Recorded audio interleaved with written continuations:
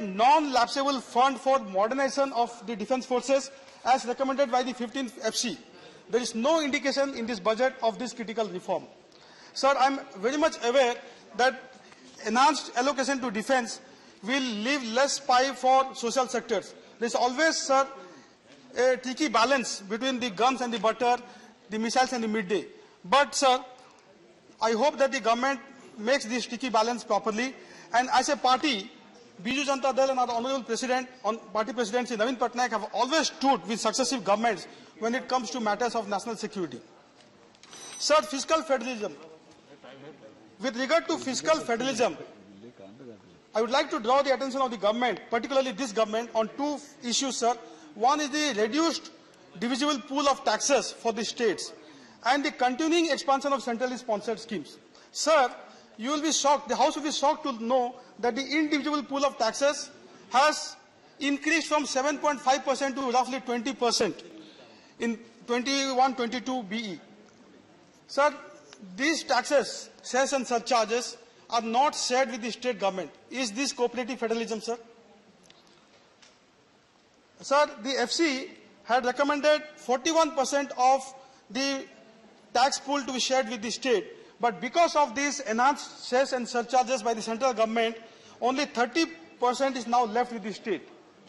Sir, the continuing expansion of centrally sponsored schemes, even while shifting the fiscal burden on the state, is having a huge negative impact on states like Odisha and other poor states, sir, and also impinging on the fiscal liberty of the states.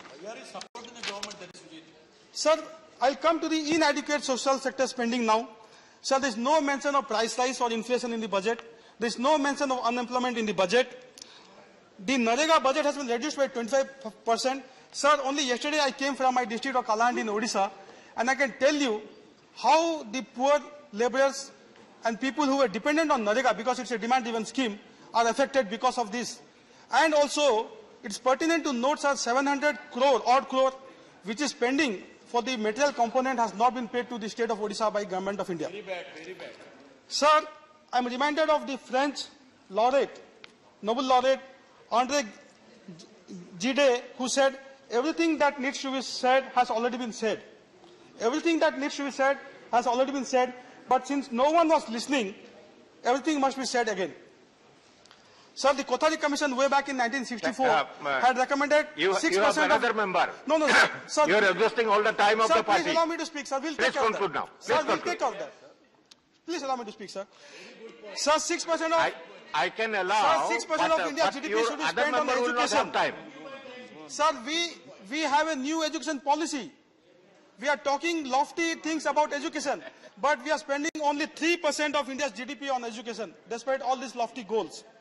Sir, another worrying aspect is the union health expenditure is down 0.4% of GDP in 21-22. In this COVID pandemic year, we are reducing the allocation to health. Sir, I could go on and on, but because of paucity of time, I'll come back to my home state of Odisha. And my Chief Minister has raised time and again issues of negligence in the areas of tele-density, railway network, banking, coal royalty, industrial corridor, drinking water, and the cutting of funds for scheduled areas like the KBK region. Thank you. Sir, you conclude now. Sir, Odisha has received global acclaim for its disaster management. Yet, sir,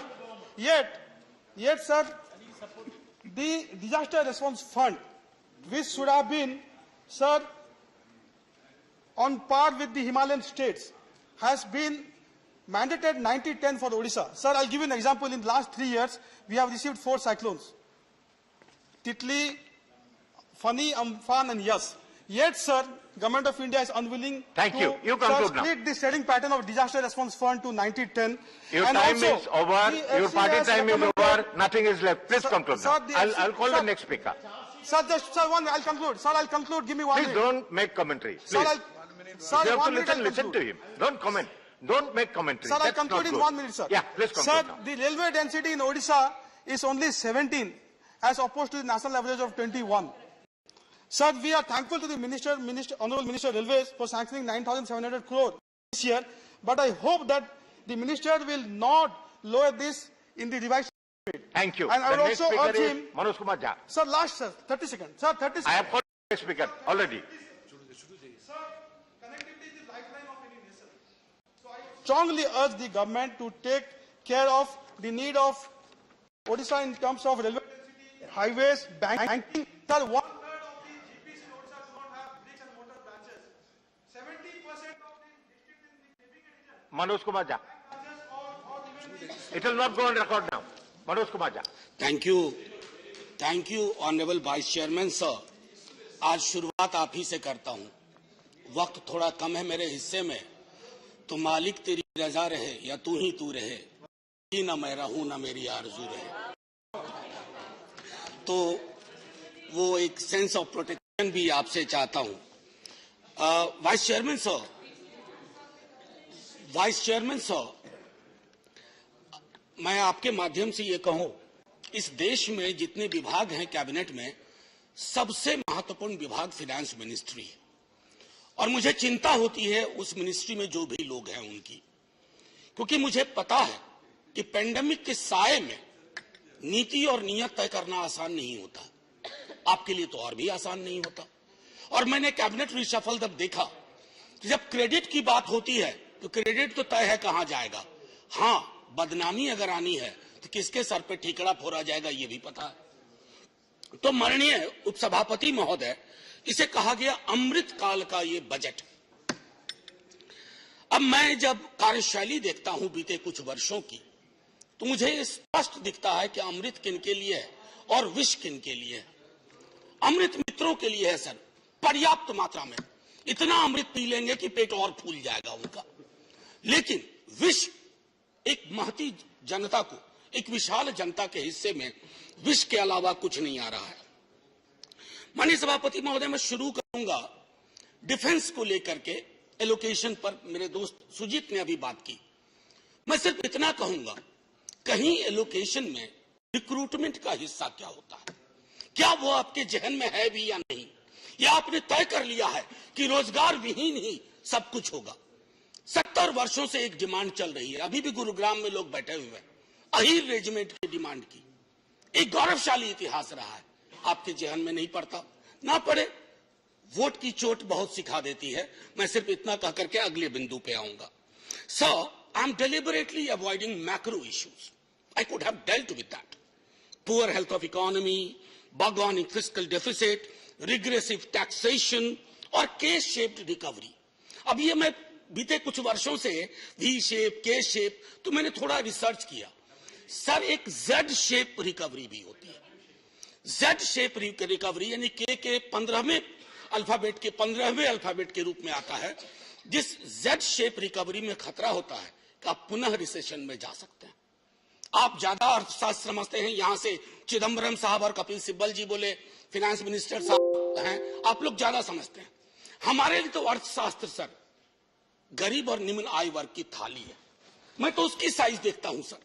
मैं budget में port वाले को क्या मिला, airport वाले को क्या मिला, उससे मैं चिंतित नहीं हूं। दे दीजिए ना सब कुछ, लेकिन गरीब की थाली महफूज रखिए। गरीब की थाली छोटी होती जा रही है, नौकरियां नहीं मिल रही हैं। अभी रेलवे वाले विजुअल्स आप सबने देखे होंगे माननीय उपसभापति महोदय। मैं खास तौर पे कहूं, एजुकेशन और हेल्थ में जो आपका एलोकेशन है, अलॉटमेंट है, उसमें फिर से एक बार वही रोजगार सृजन की कोई चर्चा नहीं। There is no vision at all. आपने एक आंकड़ा दिया 60 लाख 5 वर्षों में। अरे, लेबर फोर्स में एंट्री के लिए तैयार लोगों की आपको फेहरिस्त की जानकारी है? करोड़ों करोड़ दस्तक दे रहे हैं, आपने दरवाजे बंद करके रख दिए। और चूंकि आपने दरवाजे बंद करके रख दिए, तो आपको वो विजुअल्स देखने पड़ रहे हैं। माननीय मंत्री महोदय हैं, आपके माध्यम से कहूं, सर, फौरी तौर पर एक रोजगार कैलेंडर पर काम करिए। सालाना हर विभाग, हर क्षेत्र, हर निकाय, वहां से निकाल के रखिए कितनी वैकेंसी है और कब भरेंगे। क्योंकि जब आप उन वैकेंसीज को नहीं भरेंगे, सब्र का प्याला बढ़ता जा रहा है। माननीय उपसभापति महोदय, माननीय उपसभापति महोदय, सदन में पहले भी मैंने कहा, हमारे प्रधानमंत्री, कई राज्यों के मुख्यमंत्री, वित्त मंत्री बार बार इस्तेमाल करते हैं मुफ्त राशन, मुफ्त वैक्सीन। हाथ जोड़ के विनती करता हूं, हम वेलफेयर स्टेट हैं। मुफ्त कह करके गरीब की गरिमा पर चोट मत करिए। हर नागरिक का स्टेक है, अधिकार है, और उस अधिकार को आप जब कहते हैं मुफ्त में दिया, मुफ्त में दिया, अरे आप अपनी तस्वीर लगा लीजिए बोर्डी पे, आप तस्वीर लगा लीजिए बोर्डी पे, सोच ईमानदार, काम दमदार वगैरह वगैरह लिख दीजिए, लेकिन मुफ्त कह करके गरीब का अपमान मत करिए, क्योंकि गरीब की लानत अगर पड़ेगी तो बहुत मुश्किल होगी। माननीय उपसभापति महोदय, गरीबी का विलोम ब्रायन स्टीवेंसन कह गया, गरीबी का विलोम संपत्ति नहीं होता है, गरीबी का विलोम न्याय होता है। आपको अपने बजट के नजरिए में देखना होगा।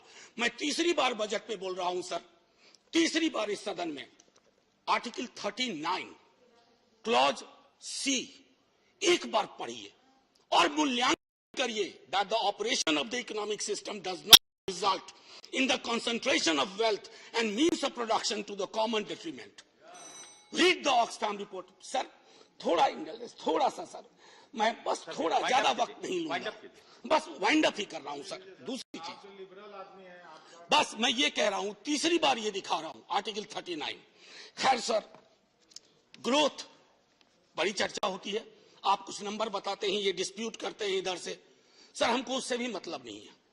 आपका ग्रोथ फेसलेस क्यों है? फेसलेस ग्रोथ, जॉबलेस ग्रोथ, और तब तुर्रा इस बात का कि $5 ट्रिलियन इकोनॉमी बनेंगे। सर, आत्मनिर्भरता पर तो बहुत चर्चा होती है, मैं बोलना भी नहीं चाहता। मनरेगा को लेकर के एक बात जरूर कहूंगा।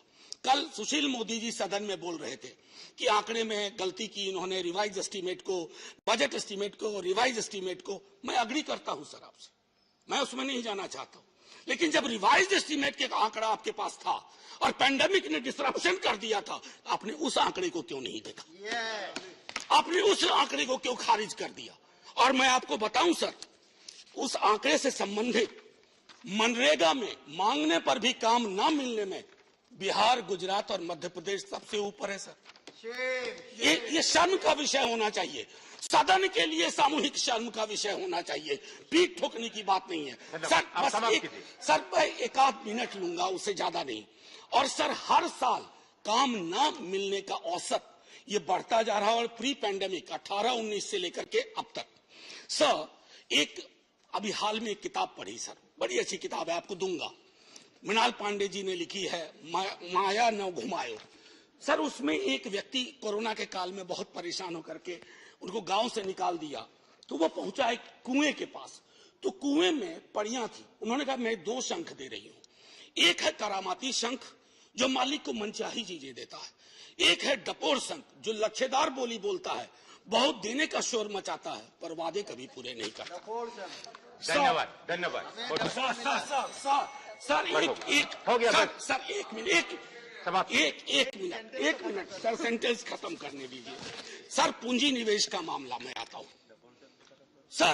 पूंजी निवेश, मेरे मित्र पूंजीपति कोई नहीं है, पूंजी से बहुत ताल्लुक नहीं है, लेकिन मैं जानता हूं कि निवेश के लिए माहौल क्या होना चाहिए सर। जहां फातिहा के लिए उठे हाथ पर कंट्रोवर्सी हो जाए, जहां वस्त्र, कपड़े पे, रहन सहन, खान पान पे, आप उस देश में सर कोई निवेश करने से पहले हिचकेगा सर। 30 सेकंड सर, आप तो जय हिंद बोलने का, आप शुरू में ही एक शेर आपके लिए सुनाया था, एक और सुनाऊंगा आपको। बस सर, रिहैबिलिटेशन अब नहीं है, बस आखिरी सर, सैनिटेशन वर्कर्स इसको खत्म करना है। 30 second, debate has to be completed today. Sir 30 second sir. Sanitation workers मुझे माफ नहीं करेंगे, उन्होंने मुझे कहा था कि उनके बजटरी एलोकेशन में एम्प्लॉयमेंट में जो मैनुअल स्कैवेंजर्स का सैनिटेशन के लिए होता है, सेल्फ एम्प्लॉयमेंट के लिए 30% आपने कटौती कर दी।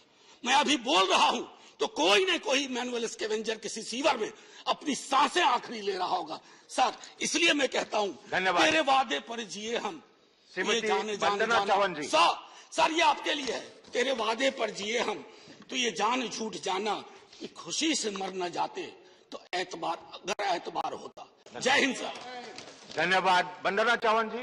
Yes, sir, from the Lok Sabha gallery. Okay. Thank you, Vice Chairman, sir. In the extremely limited time at my disposal, I choose to confine my submissions. Now I have come to the others. You all have 5 minutes only because we will have to complete the debate today. Sir, that is why I'm taking Yes, reference please. of my Please paper carry on. as soon as possible. So I choose to confine my submissions only to urban development component in the budget 22-23. Sir, we have a terrible scenario in our country as far as the cities are concerned. Polluted rivers, deteriorating air quality, dumps of garbage, huge deficit in basic amenities, and Bandana many ji, more. आप बैठ के भी बोल सकते हैं. Sir, if you can hear me, it's okay. Okay. Yeah. Okay, sir.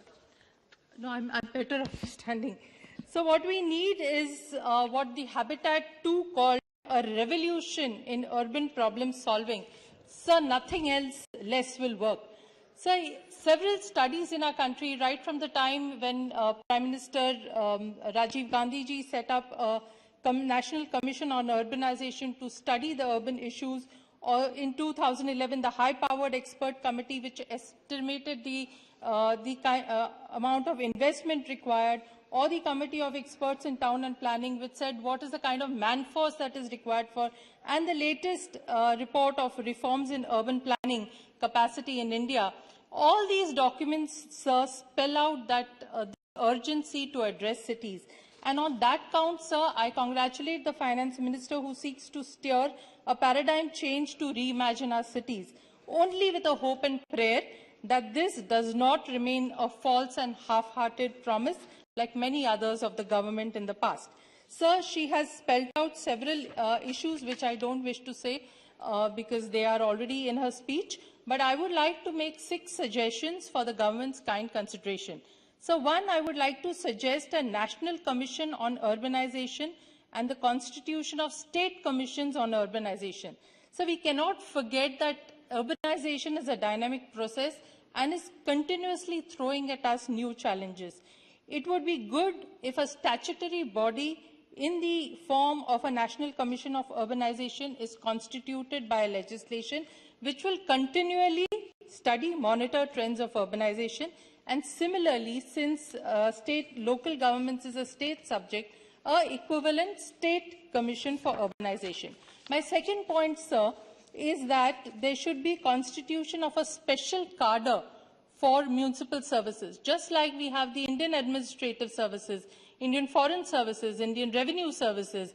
Similarly, a separate cadre for municipal services is absolutely required, considering the fact that municipal corporations now require urban planners, economists, management personnel, ecologists, geologists, experts on water and environment, and all these are missing at the moment. My third point, sir, is encourage public participation. In order to make our cities livable, efficient, productive, sustainable, resilient, inclusive, people-centric and techno-savvy, we need experts from different fields to understand the know-how. Point number 4, sir, urban land issues, social and natural features need to be taken into consideration. Land is one of the most important resources in every city, and there is need to address urban land issues beyond real estate, so as to address equity, disparity and inclusion, and further for the protection of natural features, water bodies and the biodiversity. Point number 5, sir, setting up an urban employment guarantee scheme on the lines of Manrega. So we have seen the plight of migrant workers and urban poor during the lockdowns. Schemes for the urban poor on the lines of Manrega will greatly help to address issues of joblessness and unemployment. Services such as arrest of degradation of environment, plantation and conservation of trees, and programs like Swachh Bharat Abhiyan would definitely be could be a part of this. And my last point, sir, mandate annual reports on the status of environment from the ULBs, and further mandate preparation for plans for climate change, its mitigation and adaptation. Several members have said how their cities got impacted by torrential rains and storms.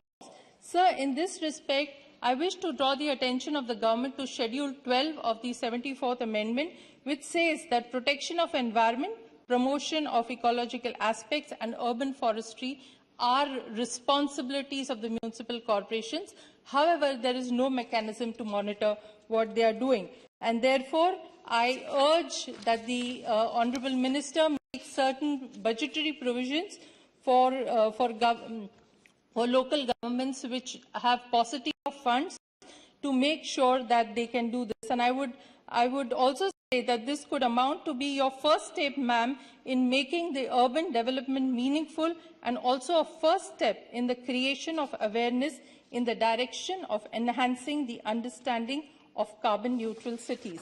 To conclude, sir, we are aware that cities are in growth. Cities occupy 3% of the nation's land, and their contribution to the GDP is a whopping 60%. This is expected to raise to 75% by 2030. To realize our goal of the $5 trillion economy by 2025 and for job creation for our youth, our cities will have to be strengthened sustainably and for its people at the center. As someone has rightly said, cities have the capability of providing something for everybody, only because and only when they are created by everybody. Sir, in conclusion, at the rate at which our cities are growing, at the rate at which they are deteriorating, I consider this is our last chance. Not only are our cities in the ICUs, they are on ventilators, and therefore we cannot afford to go wrong. Thank you, sir, for giving me. Thank you. Thank you.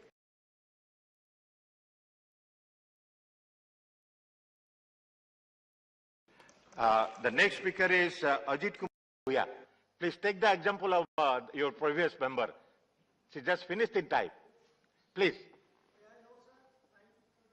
5 minutes. 5 minutes only? Yes. So I'll try my best. Thank you, Deputy Chairman, sir, or Vice Chairman, sir. The legendary lawyer, who was also an economist by choice, while analyzing the Union budget, once said, after all, a budget is not intended to be merely an exercise in political survival of or an essay in political gimmick. It is intended to equip the country to face the grim realities of the economic situation. Now, what is the economic realities of this country today? And are there any genuine attempt by the government through the budget to equip the country to face the grim reality of economic inequality? My emphatic answer, sir, would be no. The Union Budget 2022-23 has not taken cognizance of the needs of the poor and middle class despite compelling evidence of widening inequalities. According to the World Inequality Report 2022, India stands as one of the most unequal countries in the world with widespread poverty along with an affluent elite. The report points out that in 2021, the top 10% held 57% of the total wealth in the country, while the share of the bottom 50% was just 30% in the national income in 2021. The Oxfam India's report on inequality finds that the richest 98 Indians own the same wealth as the bottom 552 million people. The COVID-19 pandemic has brought income inequality with 80% of Indian households witnessing headline in their incomes. The Oxfam report also points out that the number of billionaires in the country increased from 102 to 142 during the pandemic period, even as more than 4.6 Indians fell into extreme poverty in 2021. Sir, I now want to raise certain points related to Assam. The state of Assam, which I am representing, is lagging far behind in industrial growth. Industrial development is necessary for the overall development of the state as well as for the generation of employment opportunities for skilled and unskilled workers. In 2018, in the name of industrial development, Advantage Assam was pitched with much fanfare, but it ended in a cloud of smoke without tangible results. Grabbing of government incentives and preferences meant for the industrial development of Northeast by some vested interest lobbies be prevented. The need of the hour is some concrete steps for the development of the industrial sector in Assam, but the same is not visible in the budget. The power scenario of Assam is very pathetic. Sir, against the demand of around 2,000 megawatt, the state generates only around 250 megawatt and is vastly dependent on central allocation. Assam was a pioneer in the country in setting up gas-based power stations in the 60s in the form of Namrup Thermal Power Station. Now, in the fitness of things, set up a gas-based upper thermal power station in between Kukrajhar to Kamrup by utilizing gas from the national gas grid, which is now under construction. Which major projects have been conceived and initiated by the Modi government in the last 7.5 years in northeast states and Assam in particular. So has the Doniya Ministry taken the initiative to explore major projects with the Finance Ministry in the sector like solar energy? Tea and oil have been important assets of Assam, and in the above-mentioned sector, what Modi government has done to generate employment for local people. Northeastern states had been enjoying special status, but Modi-led government discontinued. Has Government of India taken corrective measures to bring Northeastern states to a sustainable level, as well as Northeast states have been facing about financial crisis? Will the Finance Minister enlighten the House on what is total earnings from Assam in the oil sector per year and the royalty payoff to Assam? With the introduction of GST, sir, 1 minute. With the introduction of GST, the state government is left with little flexibility in generating its own resources. The state is reeling under a severe financial crisis which impeded development activities. One of the important sources of revenue for the state is a royalty from crude oil, although royalty is required to be paid on the last date of each month as per the Petroleum and Natural Gas Amendment Rules 2003. That has never been done. Moreover, the amount of royalty is 20% of the crude price, which has not been revised for long. This amount is too small. Sir, I raise 2-3 points related to Northeastern region. Prime Minister's development initiative for Northeast has been highlighted by the Finance Minister in her budget speech. Will this initiative, with a budgetary provision of rupees 1,500 crores, address any core issues and concerns of the state's youth of Northeast states? The Act East policy is just a slogan, as no concrete action plan has been formulated to make the region a hub of export centers with the border countries. At last, conceived in place of 7 sisters by the Prime Minister during his visit to the region, I am wondering what is a special component except Prime Minister expertise in coining slogan and nothing else. Thank you. Thank you. Sir, just 2 lines. I like to conclude by requesting the government, please do not play with jumla and slogan with the Northeast people, especially the youth, as the region has been in political conflict because of geographical location. The union budget is a good weapon to create confidence in the future in the mind of people, but sorry to say, no such attempt has been made in that direction. Thank you. Sir. Anil Desai. Thank you, Vice Chairman, sir. So while presenting this year's budget, the Honorable Finance Minister, Srimati Nirmala Sitharaman ji, said that since India is celebrating Azadi Ka Amrit Mahotsav and has entered into Amrit Kal, the government has aimed to attain the vision of our Honorable Prime Minister, and this budget will pave the way to achieve its desired goals in the near future and will thus make India a $5 trillion economy. But the fact is, the expectations and hopes of the common people are belied completely in this budget.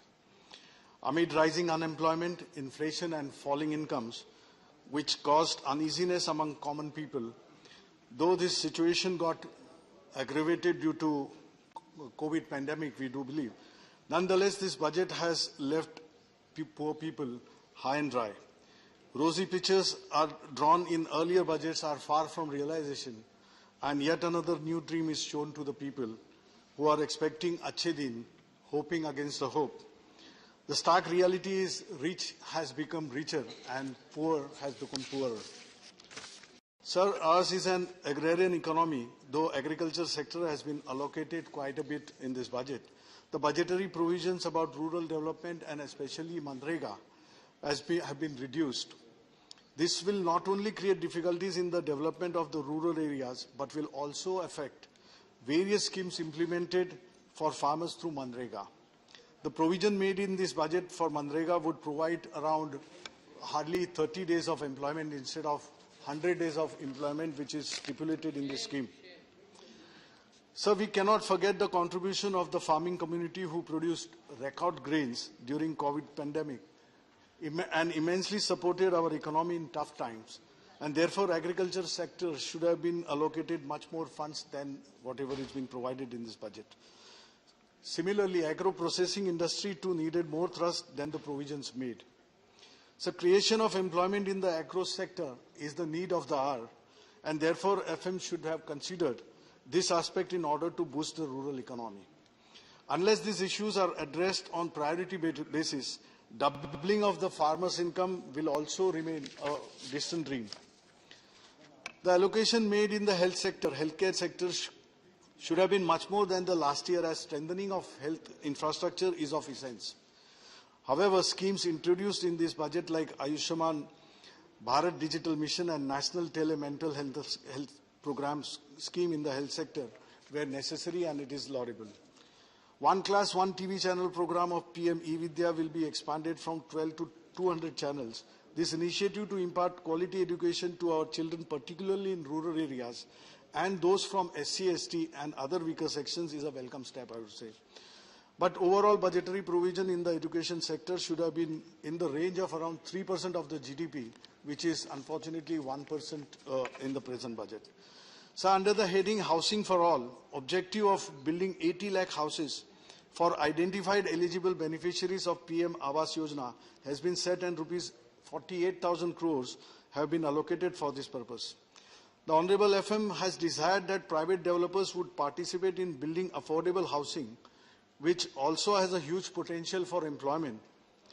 But the purchasing power of the people, that is a million-dollar question, sir, because people have lost their jobs, people have suffered a lot on their small businesses, having heavily during pandemic, and at the same time the real estate industry has been performing at its low at this since onslaught of COVID-19.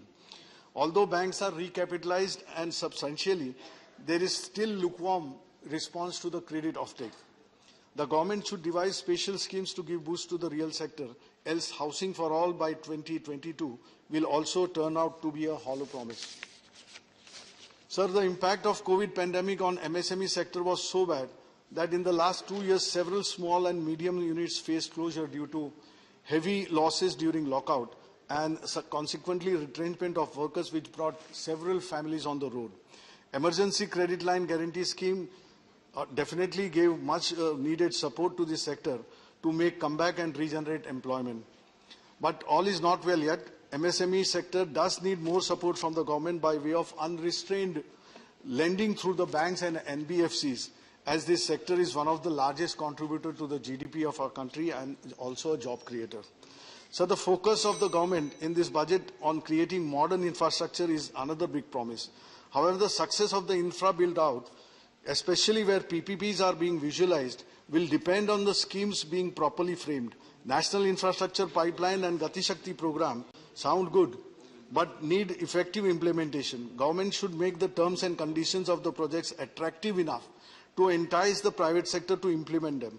Honorable FM has said in her budget speech that public investments would need to be complemented by private capital on a significant scale. Therefore, this will materialize only if projects are remunerative for the concessioner. Else, these mega projects will not gather the required momentum and the target will not be achieved. Sir, the outlay for the scheme for financial assistance to the states for capital investment has been enhanced to rupees 15,000 crore, and also provision of 1 lakh crore to assist the states in catalyzing overall investment in the economy would be meaningful only if these loan facilities are free of onerous conditions. Else the states will not get any benefits out of this enhanced limits. Sir, my state of Maharashtra, under the leadership of Honorable CM Uddhav Thackeray and with the help of Mahavikas Aghadi government, irrespective of the support whether we get from the center or not, but the Maharashtra government has taken so many measures that Maharashtra is on the progressive path and has still kept #1 in the country. So the middle class had hoped that FM would give small taxpayers some relief and provide extra support to small businesses. It was also expected that the tax rates would be raised for large corporates who are doing extremely well. But the government chose to favor the corporates, and the middle class, which is battling the soaring inflation and high medical expenses, is left disappointed. Thank you. Announcement Thank you. made, only one last point, sir. Only two points are there. Announcement made by the government in the earlier years about creation of 2 crore jobs every year has come down to creating 60 lakhs jobs in this year's budget. Dismantling of profit-making public sector will certainly impact the employment scenario very badly. Disinvestment in LIC, privatization of nationalized banks, sale of BPCL, Pawan Hans will have a bad impact on the economy. It is surprising that on one side, the government is doing away with its ownership in the public sector and at the same time investing sizable capital to support the Vodafone Idea venture in private sector. Sir, it is unfortunate that government-owned general insurance companies' employees, numbering around 1 lakh, have not yet got their upward wage revision, which is pending for last 5 years. Every meeting with the management and the government, the poor employees are only promised of early settlement, but no action on their rightful dues. I would urge the Honorable FM to Finance Minister to award these employees, last point, sir, I'm making, to award these employees their wage revision at the earliest. Thank you. Sir, GST collection in January this year was more than 1.40 lakh crore, but Honorable Finance Minister did not announce any benefit out of this to the states. Also, the states had demanded to extend the 5-year period.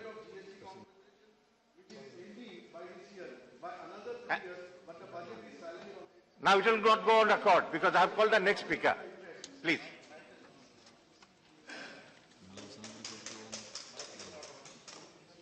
This mic goes on.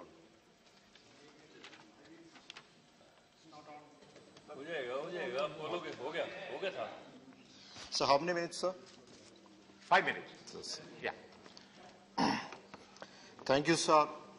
Due to paucity of time, I confine to only 2 points. Most of the points has been discussed by my colleagues. So one is about the COVID and the healthcare, and the second is agriculture and the farmers. So the COVID-19 pandemic has showcased the inability of the central government.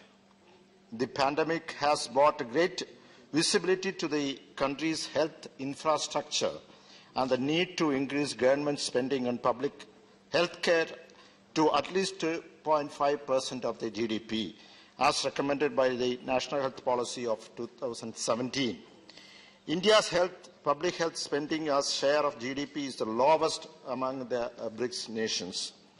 While the government is praising the schemes and policies it has introduced to improve the condition of farmers in the country and the positive growth witnessed by agriculture sector last year, the government is silent about the issue of the farmers and the agriculture labor suicides that is still prevalent in the country. According to the data released by NCRB, the suicide in farming sector in the country increased in the year 2020 when compared to 2019. So the budget not touched the millions of Indians who are adversely affected by COVID. As many of my colleagues said, the haves and have-nots, the gap has widened. The haves have become richer, the have-nots have become more poorer. So there is no real freedom without economic freedom. And the way in which nations' income and expenditure is allocated is increasing in the number of poor, especially among the farmers. So the COVID pandemic has affected the nation in all strata of people. But when you go through the statistics, it has mostly affected the farmers who feed us. And the maximum people who have died due to COVID are also the farmers. Now the farmers are facing the SARFAESI provision are mercilessly being invoked by the banks. Here I request the Government of India to take necessary steps, at least to take the first step to write off the waive of all the agricultural loans which are taken by the farmers who have died due to COVID, who are the bread earners of the family.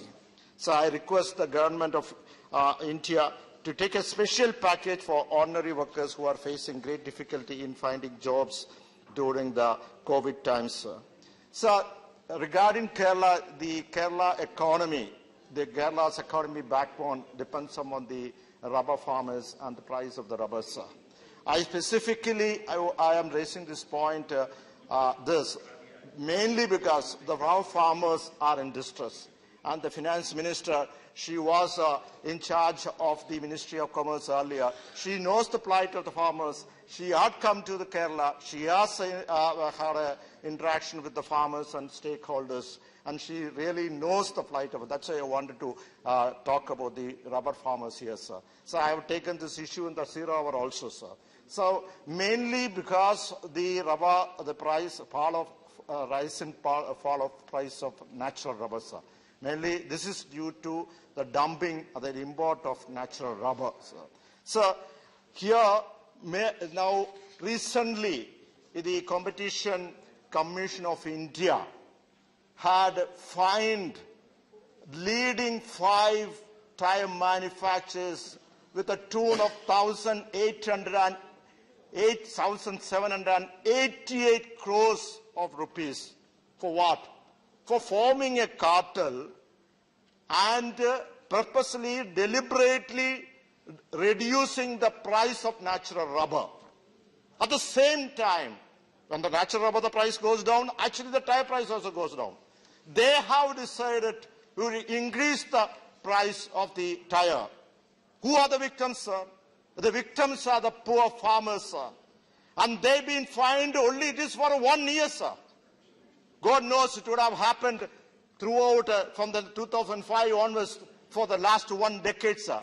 But the Competition Commission of India got the evidence only for 1 year, sir.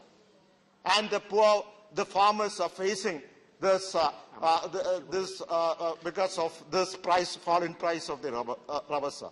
Not only that, sir, here the people of India who have a vehicle, they are also the victims, because artificially the price of the tire also has been increased. Now, my request to the government of India, one, if we need to increase the bound duty, the tire should be, the rubber should be, sir, two minutes, sir. The rubber should be declared as an agricultural produce. I request the government of India to, one, to increase, to declare the rubber as agricultural produce, and also to have a mechanism to calculate the cost of production in every year and a minimum support price of 250 rupees per kilo of natural rubber from present onwards. And lastly, I request the government of India, the fine collected 1,788 crores of rupees, which belongs to the farmer, should be immediately given to the farmer. Take into consideration that a minimum support price of 250 rupees should be given to the farmers, sir. Thank you very much, sir. Shri Ramnath Thakur ji. धन्यवाद उपसभापति महोदय, आपने मुझे आप बैठ के भी बोल सकते हैं ठाकुर साहब। वित्तीय वर्ष 22 और 23 पर बोलने के लिए समय दिया, इसके लिए मैं आपको धन्यवाद देता हूं और शुरू करता हूं। मैं बजट के पक्ष में बोलने के लिए खड़ा हुआ। भारत सरकार ने पंजाब से बंगाल भाया गया बिहार 1600 एकड़ जमीन सिलेक्ट किया है, जिसमें उद्योग के लिए इन्होंने प्रोविजन किया है। यह अगर काम इस वित्तीय वर्ष में शुरू हो जाता है तो बिहार जो बेरोजगार है, उद्योग धंधे नहीं हैं, उद्योग धंधे लगने के बाद लोगों को जागृति पैदा होगी और उद्योग धंधे बढ़ेंगे, मैन्युफैक्चरिंग होगा, बड़े उद्योगों के साथ छोटे छोटे उद्योग भी लगने शुरू हो जाएंगे, तो इसमें बिहार की प्रगति और उन्नति होगी। इसलिए हम भारत सरकार को इसके लिए बधाई देना चाहते हैं। दूसरी बात मैं कहना चाहता हूं, बिहार में कृषि, पशुपालन, मत्स्य पालन, सब्जी उत्पादन, फल उत्पादन, मसाला उत्पादन की अपार संभावनाएं हैं। उत्तम कोटि के मखान बिहार के दरभंगा जिले में होता है। इस व्यवसाय को सुदृढ़ करने के लिए केंद्र सरकार को कदम उठाना चाहिए। मुजफ्फरपुर की शाही लिट्टी उस संबंधित उत्तर बिहार में लगना चाहिए उद्योग के रूप में। प्रत्येक जिले में फूड प्रोसेसिंग की व्यवस्था होनी चाहिए और इससे रोजगार मिलेगा। समस्तीपुर जिला में, बिहार के समस्तीपुर जिला में तंबाकू, हल्दी का उत्पादन होता है। इससे भी मसाले के रूप में कारखाना लगना चाहिए। बिहार में बहुत बड़ा अंतरराष्ट्रीय सीमा है। हमारे रक्षा की क्षेत्र में बिहार में रक्षा गलियारा की निर्माण कराया जाए, जिससे रक्षा उत्पादन में आत्मनिर्भर बिहार को लाभ हो। केंद्र सरकार को हम धन्यवाद देते हैं कि इन्होंने नदियों को जोड़ने का कार्यक्रम शुरू किया है। बिहार में, उत्तर बिहार में के 28 जिले नेपाल के कारण बाढ़ ग्रसित होता है, जबकि दक्षिण बिहार में 10 जिले सूखाग्रस्त होते हैं। बिहार की सरकार ने उत्तर बिहार की नदियों को दक्षिण बिहार से जोड़ने का प्रोजेक्ट बनाया है।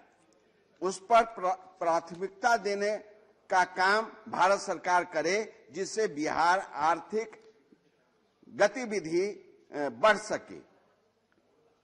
पांचवी बात मैं कहना चाहता हूं कि जातीय गणना भारत सरकार को कराना चाहिए। इससे छोटी छोटी जातियों की क्या समस्या है, उसका क्या रूप है, इसको जातीय गणना कराना चाहिए और इसे भारत सरकार को इस बजट में लाना चाहिए। ये मेरी मांग है। दूसरी मांग है कि 22-23 के बजट बजट में 25,000 किलोमीटर हाई नेशनल वे सड़क और नेशनल हाईवे बनाने का काम शुरू किया है। बिहार में कहां, किस किस जिले में ये प्रोजेक्ट शुरू होगा, इसकी हम भारत सरकार से मांग करते हैं। भारत सरकार ने हवाई अड्डा को भी विकसित करने का काम शुरू किया है। तो बिहार में किन किन हवाई अड्डों के लिए इन्होंने